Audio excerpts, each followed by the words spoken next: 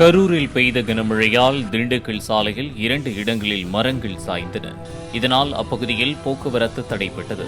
தீயணைப்புத் துறையினருடன் போலீசாரும் அப்பகுதி பொதுமக்களும் இணைந்து சுமார் 3 மணி நேரம் போராடி சாய்ந்த மரத்தை இயந்திரங்களை கொண்டு அகற்றி அப்புறப்படுத்தினர்.